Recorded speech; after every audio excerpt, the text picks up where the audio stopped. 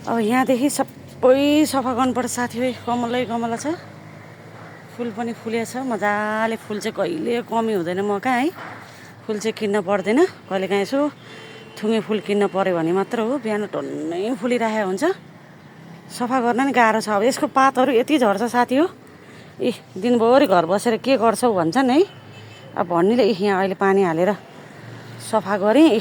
हेर्नु न यहाँ फुल बिरुवाको त्यो कुना काप्चाबाट कति निस्किएको छ हेर्नु न यहाँ। आम्म फोहोर फोहोर सबै यो फोहोर फुल बिरुवाको। बिहान अब 4:30 बजीदेखि उठेदेखिको घरकै काममा व्यस्त भइन्छ। अहिले कति बज्यो? 12 बज्न लाग्यो। त्यही पनि घरको काम अझै सिद्धेको छैन साथी हो। घर बसेर के गर्छौ भन्छन्, के गर्नु। अब यता सफा गर्नु बाँकी छ।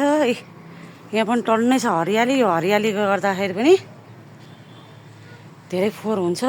मेरो चाहिँ यस्तो फोहोर निस्किन्छ कि साथी हो त्यो फुलले गर्दाखेरि है। हजुरहरूको नि कसको निस्किन्छ होला।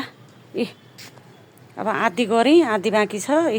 पखाल्न बाँकी छ साथी हो। यहाँ पनि छ फुल बिरुवा टन्नै छ। फुल बिरुवा हुँदाखेरि चाहिँ एकदम गाह्रो हुँदो रहेछ सफा गर्नलाई है। यस्तै छ मेरो चाहिँ जिन्दगानी। फुल बिरुवा टन्नै छ।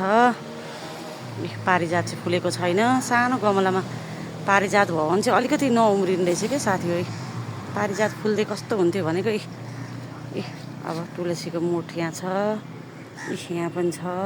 टन्नै उम्रिएको छ क्या। मेरोमा चाहिँ रोप्नै पर्दैन, टन्नै उम्रिन्छ। तुलसीको बिरुवा चाहिँ आफ उफ्रिया हुन्छ साथी हो, रोप्नै पर्दैन। ल मेरो चाहिँ यस्तै छ कहानी। अब आजको सरसफाइ 2 दिन बिराएर गर्दा नि यत्रो फोहोर निस्किन्छ, के गर्नु।